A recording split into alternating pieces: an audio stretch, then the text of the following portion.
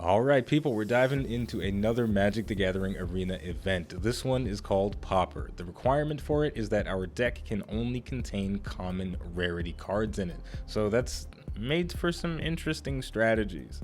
So what I've done is made a different deck for each of the colors in Magic the Gathering: black, white, green, red, and blue, and each one will work in the Pauper game mode. So let's try some of these out.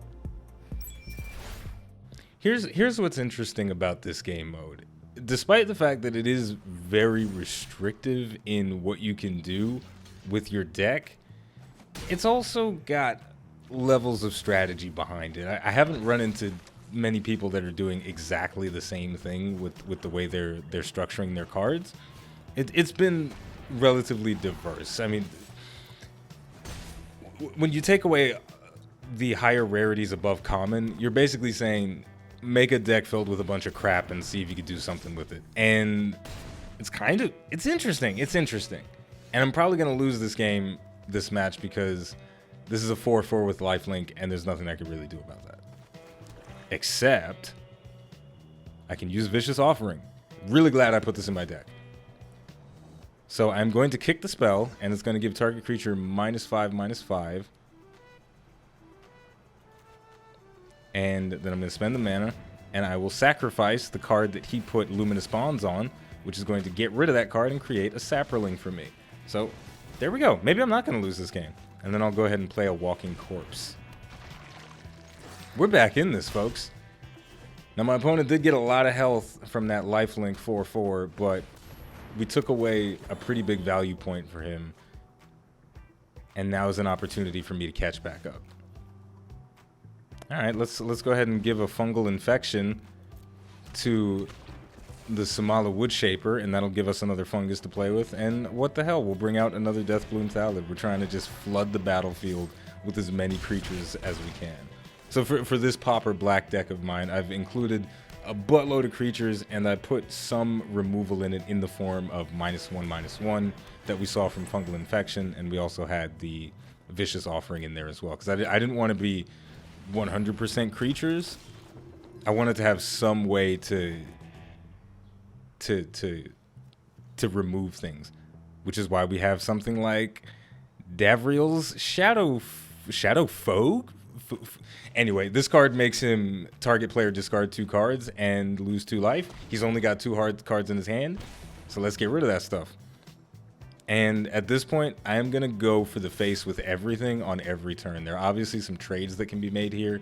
He can block my creatures and you know, kind of negate the damage that's coming through. But I want to keep that pressure on as long as I can. I'm feeling good about this. This feels pretty good. And now I feel bad. Okay, the lifelink once again is going to kick my ass here. This is a 4/6. There's nothing I can do about that without Vicious Offering in my hand anymore. But on the bright side, I can try to... I don't know, actually. I don't know what I can do to really deal with that. Well, I suppose the bright side to this is he's attacking me for 4 and gaining 4 life. And then I attack him for 4 and deal 4 damage to him, but I don't have any more blockers, so that's problematic. But I can make him lose 2 life and discard the 1 card that he has in his hand, which could be valuable. Oh gosh, I think it's over. There's nothing I could do to the 4/6, but I can delay it a little bit. So I'll play Kaya's Ghost Form, enchant a creature or planeswalker you control. When enchanted creature dies or is something else from the battlefield, I return it to the battlefield, I think is what it does. When enchanted permanent dies or is put into exile, return that card to the battlefield under your control. So I'm just going to block this so I don't take the 4 damage. And the Walking Corpse is going to die, but it's going to come right back. Oh man, I've desperately needed a mana so that I can play the Bog Stomper. This would have been able to get rid of the Daybreak Chaplain, but I haven't gotten the mana draws that I need. Unfortunately, I'm going to just have to keep taking hits from that Daybreak Chaplain every turn. Well, I think that's going to put this one in the bag. I think it's over.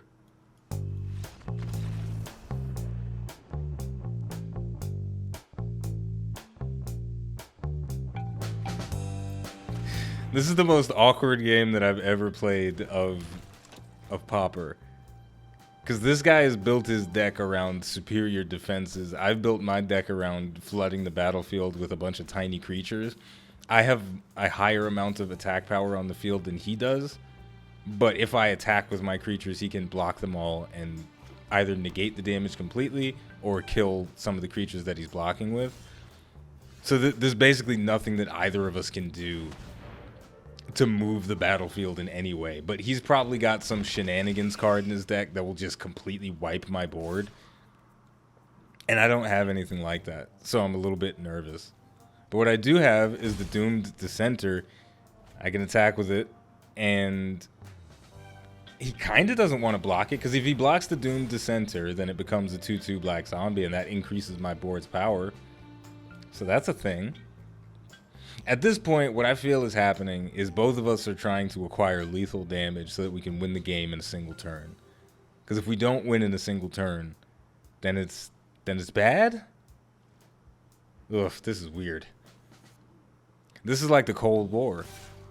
This is actually the Cold War. Well, he's attacking me for 3, 6, 8 right now, and that is gonna hurt. He's got one card in his hand, but he's not gonna play it. Okay. Well, that was painful. I can survive next turn with 1 health if I attack with everything, but I can't block anything anyway, so I guess I'm just gonna do it. I'm not gonna count it either. Let's just see how much damage that is. Do I win? I think I'm gonna win. All right, there we go. 1 win. Add 1 win to the chalkboard.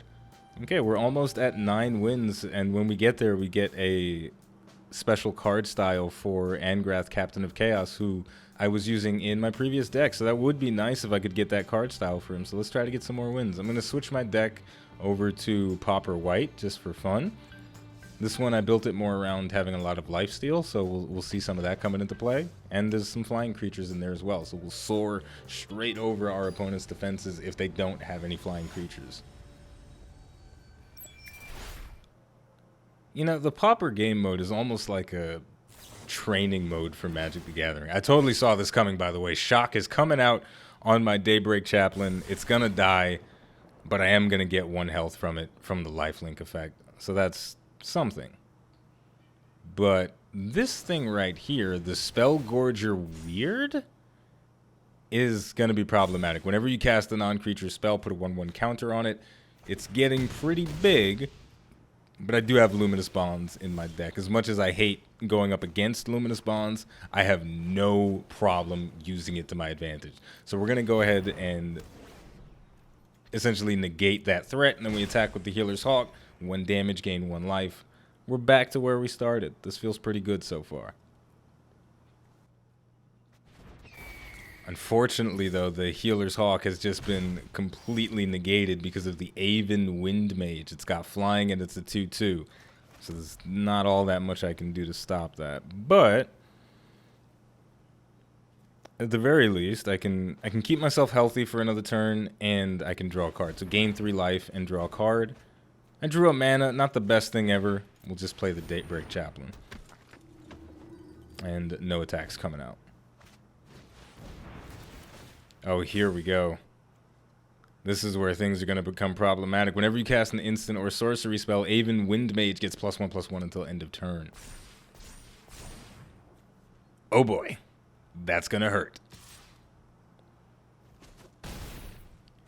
But this right here is proof enough that even though this game mode is very basic because it only allows you to use common cards, it does allow for different strategies. And that's, I suppose, a testament to Magic the Gathering, that even when you're doing something as simple and basic as only common cards, you can still employ different strategies and play styles. Because this is something I wouldn't even consider doing in this game mode. All of my decks are basically the same. I'm just packing full of a bunch of creatures and a couple of spells, and I didn't really think that much of it. But this guy, he's got tactics going on, and they're kind of kicking my ass. Okay. So we lost Paladin of the Bloodstained. That was a powerful creature that I had there. I'm not going to go for any blocks. But since he did attack with everything, he's left himself a little bit open. And his red mana is tapped, so he doesn't have a burn. He might have something that he can do, but here's what I'm going to do. I'm going to go ahead and play Knight's Pledge for the Healer's Hawk. And then I'm going to give all creatures I control +2/+1. And then I'm going to attack with everything. This is going to put me back in a very comfortable amount of health. He can block with the Wall of Runes, but even if he does, I'm still getting that lifelink. And a nice amount of damage as well. A nice chunk of 8 there.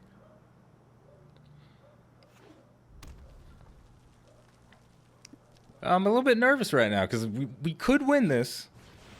We could also lose. Probably going to lose. All right, everybody. I'm going to need you all to believe in the heart of the cards for me right now.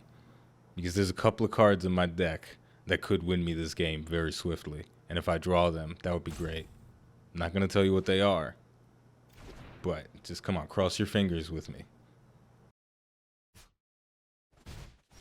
Well, this wasn't exactly what I wanted, but it's not the worst thing that I could have drawn. So we're going to go ahead and play that second Healer's Hawk, and we're going to continue attacking with everything, because this is going to continue giving us lifelink. Even if the Chaplain or the Vampire that we have on the field gets blocked, we still get that lifelink. And the second Healer's Hawk that I played is going to allow me to block the Aven Wind Mage, so I won't be taking that 4 damage this turn.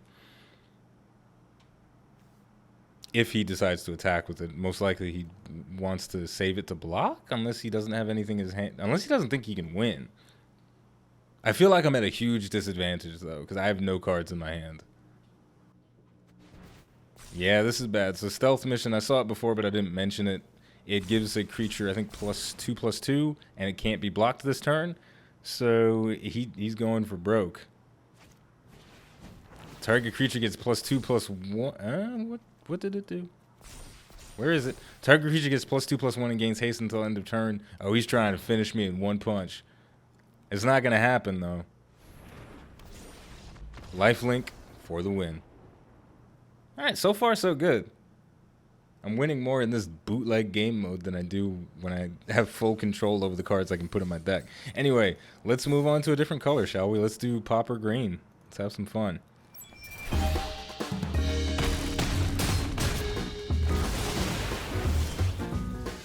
Oh boy, well this one didn't go so well.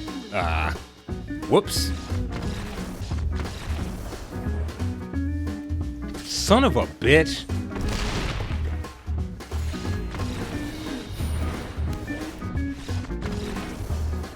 Okay, one more game. I just need one more win so that I can unlock the card style that I want for Angrath. It would be really nice if this would be the win. I've switched over to my Pauper blue deck. This deck is a little bit of a troll deck because I've got a lot of cards like Disperse in my hand, return target non-land permanent to its owner's hand. So whenever something really big and bad and threatening comes onto the field, I'm just going to whoosh it back to his hand and delay the game for another turn. Like, that's kind of scary. The Marauder's Axe, he's going to put that on the Healer's Hawk and make it a hawk that's carrying an axe in his claws. I don't like that. That seems a little scary. But here's what I'm going to do. I'm going to end my turn. And I'm going to wait for him to put the Marauder's Axe onto the Healer's Hawk, as he is wont to do. Okay. He's going to put the axe onto the Healer's Hawk. You know what? I'm going to let him think he has this. And you know what? You don't have it, do you? Ain't nobody got time for that.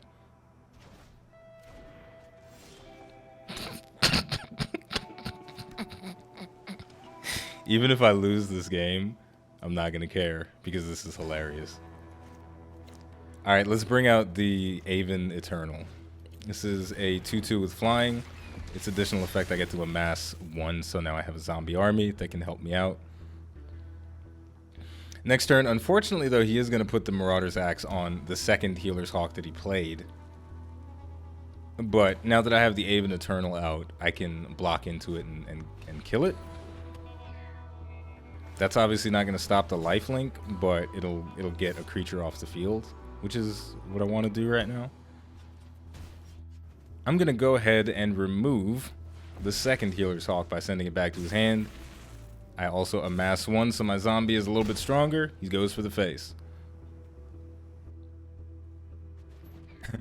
This is certainly annoying to play against. It's not incredibly powerful what I'm doing, but I'm holding off the game long enough for me to get what I want to get on the field. So we're bringing out the Aven Wind Mage. Whenever you cast a sorcery, it gets +1/+1 until end of turn. An instant or a sorcery, excuse me. So next turn, I'm going to play Stealth Mission on Aven Wind Mage. That's going to give it +2/+2 counters. Alright, so we're kind of back to where we started. The Healer's Hawk is carrying an axe in its claws, and it's going to chop my face. And that kind of stinks. But there's nothing I can really do about it. So, you know what? Actually, you know what? I don't want to block, because I know he's got some dumb shit in his hand. He's probably got a shock. I'm just going to take it. It's not a huge amount of damage. I'm still in a decent spot. I've got 14 life left. I want to keep that for now. Alright, we drew into a mana, which is exactly what I wanted. So hopefully my creatures survive long enough so that I can make some cool plays with them. We're going to use Stealth Mission on the Aven Wind Mage. So this is going to give it +2/+1/+1 counters, and it can't be blocked this turn. But additionally, the ability Aven Wind Mage gets +1/+1 when I cast an instant or a sorcery spell. That's going to make him a little bit bigger. So now he's a 5/5, and I'm going to play my second Aven Wind Mage. Now all my opponent's mana is tapped. There's nothing he could do about this. So I'm going to go straight for his face for 5. It's going to bring him back down to 20. I really want to win this game. I really do, but I don't think I'm gonna. But that's the thing, isn't it? As silly as this game mode is, it still sucks to lose. You know, it's not about winning and losing, but at the end of the day, it's about winning and losing. Oh my gosh, what was that? Cosmotronic Wave deals 1 damage to each creature your opponent controls. Creatures your opponent control can't block this turn. Oh my gosh. What an amazing card. Alright, and in the end, he only killed one of my Wind Mages, which is still problematic, but now that I get Kiora's Dam Breaker out, I get to proliferate, which means I get to increase the number of counters on the cards that I control. So now, I've got a 3/3 zombie, a 5/5 Wind Mage, and a 5/6 on the field as well. I'm going to attack with the zombie. I'm going to leave the Wind Mage untapped so I can block this Healer's Hawk and get rid of it. So I'm in a much better place in terms of my battlefield presence, but if he has Luminous Bonds, he can pretty much shut down all of my plans, and I feel like he does. Okay, that wasn't Luminous Bonds, but it is still problematic. Flying and haste. I can only block 1 of his flying creatures at a time for now. He's not going to go for an attack. Okay, this is where I start making a comeback, hopefully. Let's bring out the Aviation Pioneer. When she comes into play, she creates a 1/1 colorless artifact creature token with flying. And we bring out another Aven Eternal. He amasses 1 because I've already got a zombie army on the field. My zombie army is now 4/4. He's only got 1 mana untapped. I've got to leave my flyers to block. Let's go for it. The zombie and the big old Leviathan. Let's see what he does. Is he going to block or is he going to take that? He has a little bit of health to play with. He's got 21. But he is going to choose to block. The Kiora's Dam Breaker does not have trample. So a 1/1 can completely negate the damage from that. He is, however, going to go for the kill on my zombie army with the Healer's Hawk and the Goblin Token. So we've cleared things out a little bit. Only 2 flyers on the battlefield. And I have 3 flyers. So I can start putting on some pressure. This one's turning around a bit. This is the most intense match of this game mode that I've had all day. So that feels pretty good. He's going for the face with the Healer's Hawk. He wants that lifelink. I'm just going to block it with my 1/1 Thopter. There's nothing much that I lose, but he does gain a lot of health. Unfortunately, he's got a shock in his hand. He's going to use it to negate the Thopter. He doesn't get any life. Wait, did he get? Yeah, I think he did get. Did he get the lifelink from that? No. Right? I wasn't paying attention. I actually didn't notice if he got the lifelink from that or not. But either way, he unfortunately negated my attack there. So what I'm going to do here is attack with the Wind Mage and Kiora's Dam Breaker. He's only got 1 mana to play with, so the worst that could happen is something gets shocked, but that's not what's going to happen. Okay, okay. I'm feeling it. I'm feeling it, Mr. Krabs. I am feeling it. At this stage in the game, Martyr of Dusk is not a threat. It creates a 1/1 white vampire when it dies. Vishnu Pyromancer is a bit scary because that's going to deal 2 damage straight to my face. Oh, please. Let me win this game. Relentless Advance, amass 3.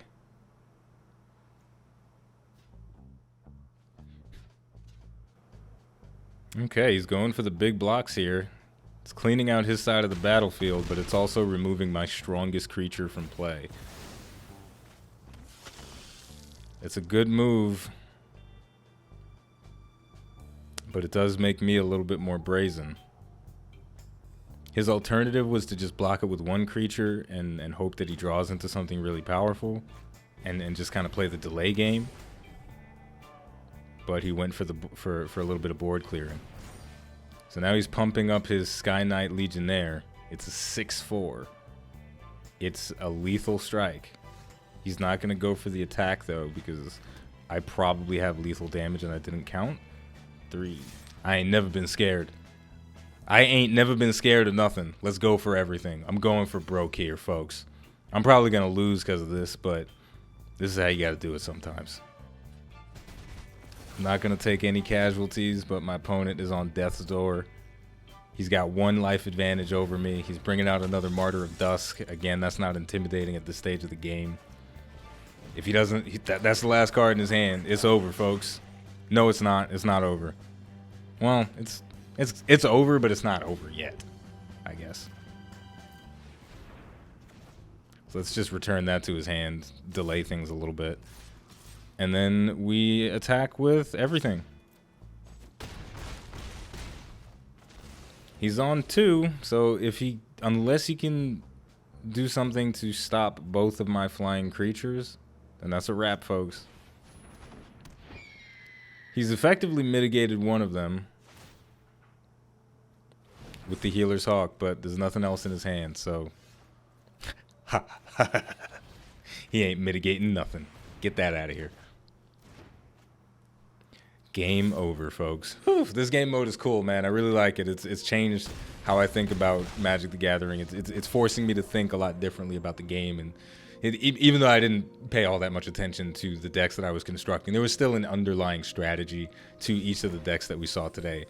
I got him, though. I got Angrath, Captain of Chaos. So I'm going to go ahead and claim that prize. Feels good. Before we close out completely, if you are curious about the general strategy I had for the different decks that we saw today, for Pauper Black, I shoved in a bunch of creatures, but I also had ways to remove weaker creatures from the battlefield with Fungal Infection. Target creature gets -1 till end of turn, and I create a 1/1 Saproling creature token. We also saw Vicious Offering. Target creature gets -2/2. If I kick it by sacrificing a creature, target creature gets -5/5. And also for the creatures that were in this deck, a lot of high value stuff like the Doomed Dissenter for 2 mana. I'm essentially getting a 1/1 and a 2/2. When the Doomed Dissenter dies, he creates a 2/2 black zombie, so that's a high value creature. As well as the Deathbloom Thallid, he's a 3/2 for 3 mana. When he dies, create a 1/1 Saproling. So we're getting double value out of a lot of our creatures. Pauper White was pretty self-explanatory. We had a lot of lifelink from the Healer's Hawk, the Bishop's Soldier, Daybreak Chaplain, and a lot of enchantments to make those lifelink creatures a little bit stronger. So giving the Healer's Hawk +2/+2 if our opponent has no way to remove it, that is a huge advantage that we get on our side of the battlefield. The green deck didn't work as well. We had cards like Giant Growth and Titanic Growth to give creatures a big bonus in power and toughness for a single turn, but it ultimately didn't prove to be incredibly effective because of the type of creatures that we had. Had 4 Llanowar Elves, 4 Druids of the Cowl, and not a lot of anything else. The Bristling Boar would have been very devastating to deal with if it managed to stay out on the field, especially if it was out in tandem with a Thundering Ceratok. When Thundering Ceratok enters the battlefield, other creatures you control gain trample until end of turn. If we have a Bristling Boar on the field, if we get some enchantments on it like Oaken Form, which will give it +3/+3, and in addition to that, we get a Giant Growth or a Titanic Growth on a Bristling Boar with Trample, that is massive damage. That is very difficult to mitigate. The Pauper red deck that I whipped together was not all that strong. We had some decent removal in the form of Shock and some burn damage to the face from Vishnu Pyromancer, but ultimately our creatures were just too weak to really do anything. I had a bunch of goblins in here that just, after turn 1, they're basically worthless. There was a cool card in the deck called Active Treason. Gain control of target creature until end of turn. Untap that creature, it gains haste until end of turn. But unfortunately, in the Pauper game mode, we're not seeing a lot of really big, massive creatures that can turn the tide in a single swoop. So, you know, the most that I would be stealing from somebody a lot of the times is a Healer's Hawk, and that's not going to win me a game. Probably the most effective out of the bunch, though, is the Pauper blue deck that I made. It feels the most like a deck that would have viability outside of the Pauper game mode. It's got a lot of ways to delay the game. Blink of an eye, return target non-land permanent to its owner's hand. If I kick it, I draw a card. It's very inexpensive, 2 mana or 4 mana if it's been kicked. Callous Dismissal, same effect, return permanent to its owner's hand, also amasses 1. So it's a little bit of a delay to the game and the removal, and we amass 1. Disperse, return target non-land permanent to its owner's hand. I think you see what the theme is. And then we just flood it filled with a decent amount of flying creatures like the Kitesail Corsair, Aven Eternal, Aven Windmage, and a couple of high-end creatures that we didn't really see but would have been interesting. We did see Kiora's Dambreaker. When Dambreaker enters the battlefield, proliferate. This has a cool effect when we have an amassed creature on the field. Choose any number of permanents and or players, then give them another counter of each kind they already have. So this one, I like it. It's the most like a deck that I would use outside of this game mode, and it's brought me some success here today. So as always, if you enjoyed this video, don't forget to like, subscribe, and leave a comment. And as always, the name of the game is Magic: Gathering Arena. Thank you for watching, and I'll see you next time.